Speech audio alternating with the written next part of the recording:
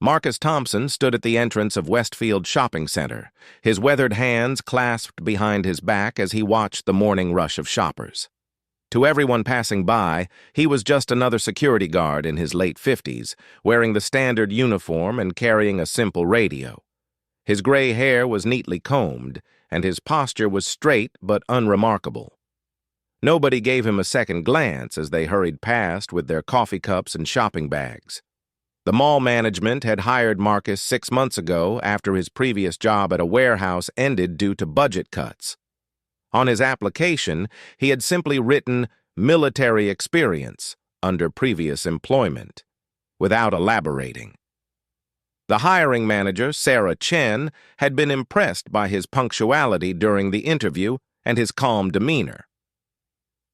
She needed someone reliable for the morning shift, and Marcus seemed perfect for the role. What Sarah and the other employees didn't know was that Marcus had spent 15 years as a sniper with the Special Air Service, one of the most elite military units in the world. He had served in Afghanistan, Iraq, and several classified operations that would never appear on any public record. His steady hands had once held rifles worth more than most people's cars, and his eyes had tracked targets from distances that would make most people dizzy just thinking about them. But those days felt like a lifetime ago. Now Marcus's biggest concern was making sure teenagers didn't steal makeup from the cosmetics store and that elderly customers didn't slip on the polished floors. He walked his rounds with the same precision he had once used to patrol hostile territory, though now, instead of scanning for enemy combatants, he looked for shoplifters and maintenance issues. The other security guards treated him with friendly respect. There was Janet, a woman in her 40s who worked weekends and always brought homemade cookies to share. Then there was David, a college student who worked part-time and spent most of his breaks studying for engineering exams. They would chat during shift changes, talking about the weather, local sports teams, and the usual small talk that filled the quiet moments of their job. Marcus never spoke about his past. When the conversation turned to military topics, or when news reports about overseas conflicts played on the break room television, he would simply nod politely and change the subject. His colleagues assumed he might have served as a regular soldier or perhaps worked in logistics. Nothing about his quiet manner suggested the intense training and life-or-death situations he had once navigated on a daily basis. The shopping center was located in a quiet suburban area where the most excitement usually came from seasonal sales or the occasional medical emergency. Marcus had responded to a few incidents during his time there, helping lost children find their parents, dealing with minor disputes between customers, and once performing CPR on an elderly man who had collapsed near the food court. In each situation, his military training had served him well, though in ways that weren't obvious to observers. His apartment was a simple one-bedroom place about 10 minutes from the mall. The walls were bare except for a single photograph of his military unit, which he kept on his bedside table. His closet contained mostly civilian clothes now, though in the back hung his dress uniform, preserved in a garment bag. On quiet evenings, Marcus would sometimes take it out and remember the weight of the medals, the pride he had felt wearing them, and the brothers in arms who hadn't made it home. The transition to civilian life had been harder than he had expected. The military provided structure, purpose, and a clear chain of command. In the shopping mall, the biggest decisions he faced were whether to call the police about suspicious behavior or how to handle disagreements between store managers. It wasn't that he missed the danger of his former life, but he did miss feeling like his skills mattered, like he was making a real difference in the world. Marcus had tried other jobs after leaving the service. He had worked construction for a while, but the constant noise and chaos reminded him too much of combat zones. He had attempted office work, but sitting at a desk all day made him feel trapped and restless. The security job was a compromise. It allowed him to move around, interact with people, and use at least some of his observational skills, even if it was just to watch for petty crime. The morning routine at Westfield was always the same. Marcus would arrive at 7 in the morning, 30 minutes before the stores opened. He would check in with the overnight security company, review any incidents from the previous evening, and do a complete walkthrough of the building. He knew every corner, every blind spot, and every potential security weakness in the complex. His reports were thorough and professional, though management probably didn't realize they were written with the same attention to detail he had once used for military intelligence briefings. During his rounds, Marcus would greet the store employees as they arrived for work. Maria at the coffee shop always waved and sometimes offered him a free cup. The teenagers at the electronics store called him Mr. Thompson and seemed genuinely happy to see him each morning. The elderly couple who ran the small bookstore would chat with him about the weather and ask about his weekend plans. These small interactions had become important to him, providing a sense of connection that he had lost when he left the military. But underneath his calm exterior, Marcus remained constantly alert. His eyes automatically scanned crowds for potential threats. His ears picked up unusual sounds, and his body language subtly shifted whenever he sensed tension. These habits were so deeply ingrained that he couldn't turn them off, even in the peaceful environment of a suburban shopping center. Sometimes he would catch himself analyzing exit routes or assessing which customers might pose a security risk, only to remind himself that he was no longer in a war zone. The irony wasn't lost on him that his most dangerous days were behind him, yet he felt more invisible now than he ever had while wearing camouflage in hostile territory. In the military, his skills had been respected and utilized. His commanding officers had trusted him with critical missions, and his fellow soldiers had depended on his expertise. Now he was just another face in a uniform, someone people noticed only when they needed directions to the restroom or help finding a particular store. Marcus didn't regret his service or his current situation. He was grateful to be alive and healthy, when too many of his former colleagues hadn't been as fortunate. He had seen enough violence and loss to appreciate the simple peace of his daily routine. But there were moments, usually during the quiet afternoon lulls when foot traffic was light, when he wondered if his best days were truly behind him. As he completed his morning rounds on what seemed like just another ordinary Tuesday, Marcus had no idea that everything was about to change. The skills he had spent years honing, the training that had become second nature, and the instincts that had kept him alive through countless dangerous missions were about to be put to the test once again.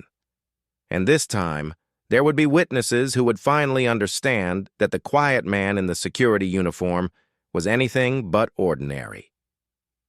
The first sign of trouble came at 2:47 in the afternoon, when Marcus noticed 3 men enter the mall through different entrances within minutes of each other. His trained eye immediately picked up on details that would have escaped most people's attention. The first man wore a heavy jacket despite the warm spring weather, his right hand never leaving his pocket. The second kept checking his watch and scanning the security cameras with the deliberate gaze of someone mapping surveillance coverage. The third moved with the controlled tension of someone carrying concealed weight. Marcus's military instincts kicked in immediately. Without appearing to change his casual patrol route, he began positioning himself to observe all 3 men while maintaining distance. His heart rate remained steady, but his mind shifted into the tactical awareness mode that had kept him alive through 15 years of special operations. Years of civilian life hadn't dulled these reflexes. They had simply been waiting for the right moment to resurface. Through his radio, he heard the chatter of other security guards and mall staff going about their normal duties. Janet was dealing with a minor shoplifting incident at the department store. David was helping an elderly customer who had locked her keys in her car. The maintenance crew was setting up caution signs around a small leak near the fountain. Everyone else was focused on routine problems, while Marcus tracked what he was increasingly certain was a coordinated threat. The 3 men converged near the central area of the mall, close to the jewelry store and the bank branch office. Their body language confirmed Marcus's suspicions as they exchanged brief nods and checked their positions. The man in the heavy jacket positioned himself near the main corridor, effectively blocking the primary exit route. The second man moved toward the bank entrance, while the third took a position that would give him a clear view of the security office. Marcus knew he was looking at the beginning of an armed robbery, possibly something even more serious. His mind automatically began calculating response times for local police, identifying potential civilian casualties, and mapping the tactical advantages and disadvantages of the mall's layout. Without conscious thought, he found himself moving through the early stages of threat assessment procedures that had been drilled into him during countless training exercises. The afternoon crowd was moderate, but included several groups that would be particularly vulnerable in a crisis situation. A preschool class was on a field trip to the toy store, their teacher struggling to keep 15 four-year-olds together. An elderly man in a wheelchair was shopping with his daughter near the pharmacy. A pregnant woman was resting on one of the benches, looking tired and uncomfortable. If these men were planning what Marcus suspected, innocent people were about to be put in serious danger. His radio crackled as the mall manager's voice requested a routine check on the parking lot security cameras. Marcus responded in his usual calm tone, giving no indication of the situation he was monitoring. He had learned long ago that premature alarm could escalate a situation unnecessarily. Until he was certain of the threat level, he would maintain normal operations while positioning himself for rapid response. The man near the bank entrance made the first overt move. He approached the security guard station and asked David about the location of customer service, a question that required the young student to turn away from his monitors and point toward the far end of the mall. During those few seconds of distraction, the man quickly noted the positions of security cameras and the layout of the guard station. It was a classic reconnaissance move, and Marcus recognized it immediately. At 3:15, the situation escalated rapidly. The man in the heavy jacket pulled out what Marcus immediately identified as a sawed-off shotgun, while his two associates produced handguns. They moved with military precision toward the bank branch, shouting commands that sent shoppers diving for cover behind planters and into nearby stores. The peaceful afternoon chaos of a suburban mall instantly transformed into a scene of terror and confusion. Marcus's response was automatic and immediate. While other security personnel were still processing what was happening, he was already moving into position based on tactical principles learned through years of special operations training. He used display windows and architectural features for concealment, while advancing toward a position where he could observe the situation without exposing himself or nearby civilians to additional risk. The gunmen had clearly planned their operation carefully. They had chosen a time when the bank would have maximum cash availability but minimal security presence. Their positioning suggested they intended to control access points while one of them handled the actual robbery. The precision of their movements indicated military or law enforcement training, making them significantly more dangerous than typical criminals.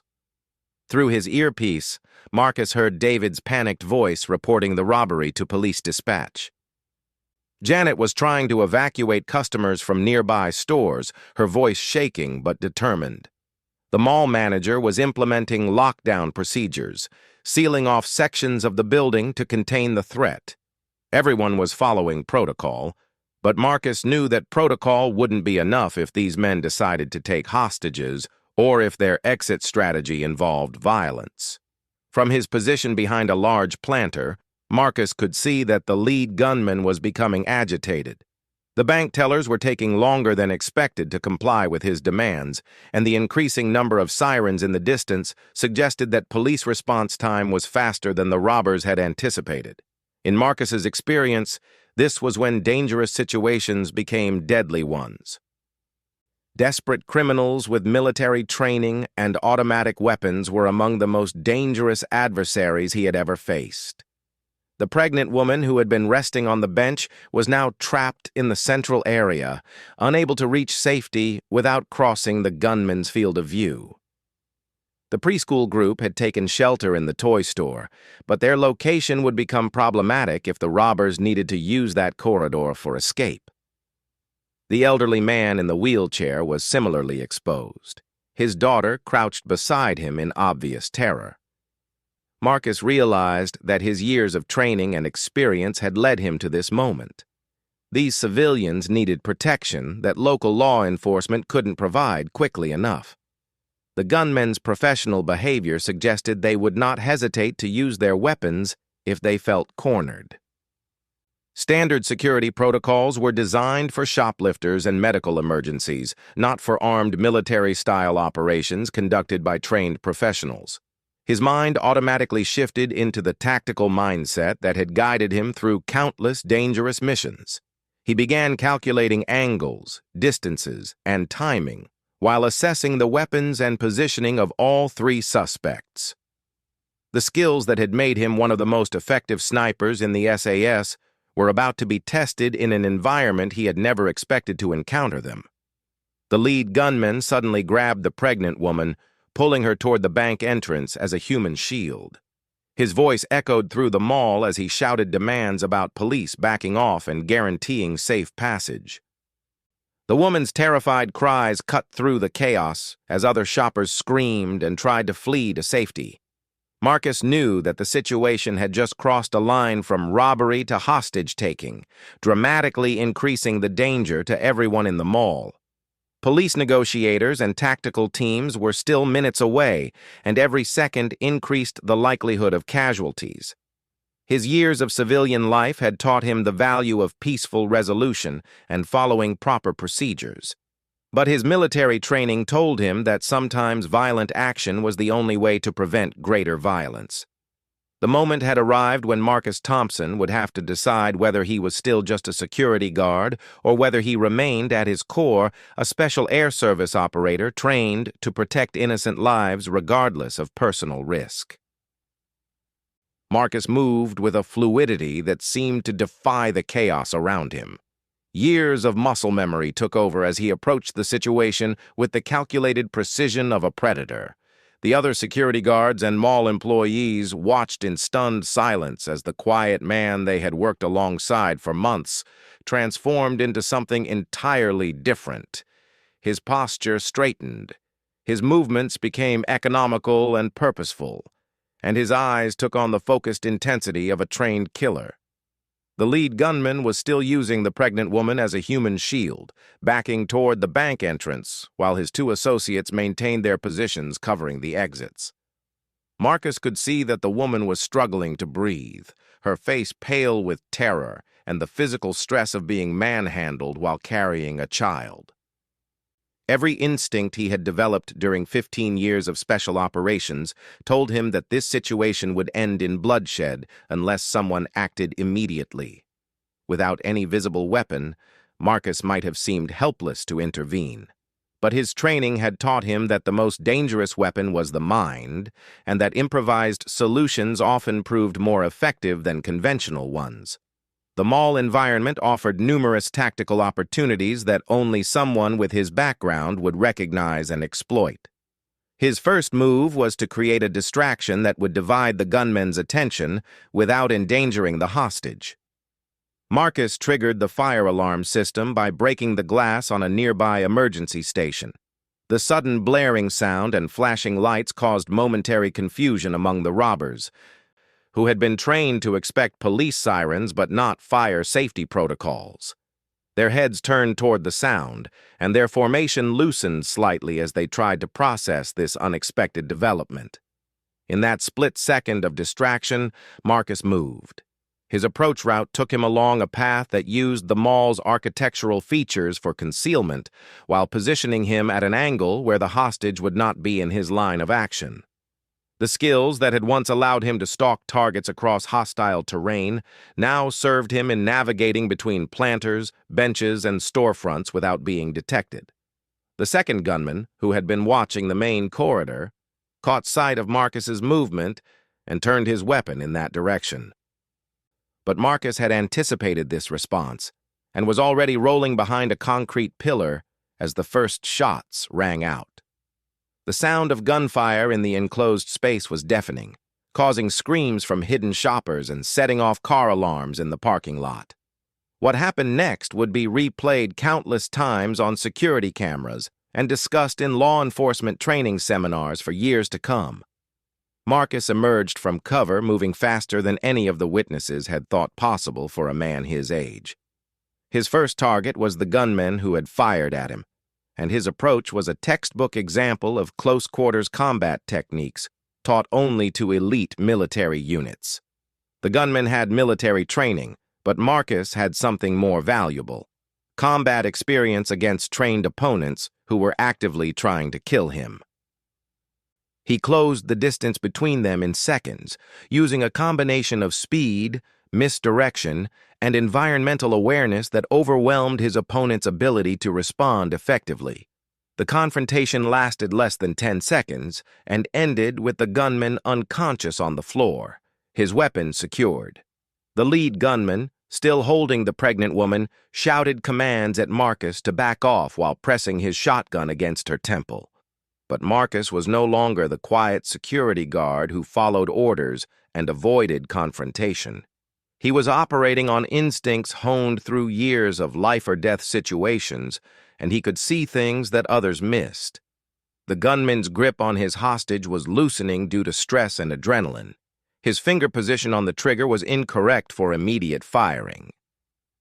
His attention was focused on Marcus rather than maintaining proper tactical awareness. Marcus began talking to the gunman in a calm, authoritative voice that carried the weight of absolute confidence.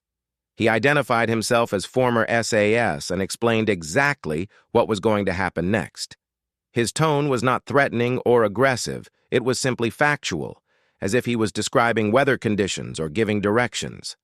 This psychological approach, combined with his obvious tactical superiority, began to erode the gunman's confidence and decision-making ability.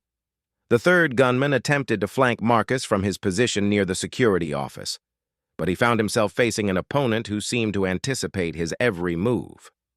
Marcus had positioned himself so that any approach would require the flanking gunman to expose himself to counterattack while simultaneously putting civilian bystanders in his line of fire.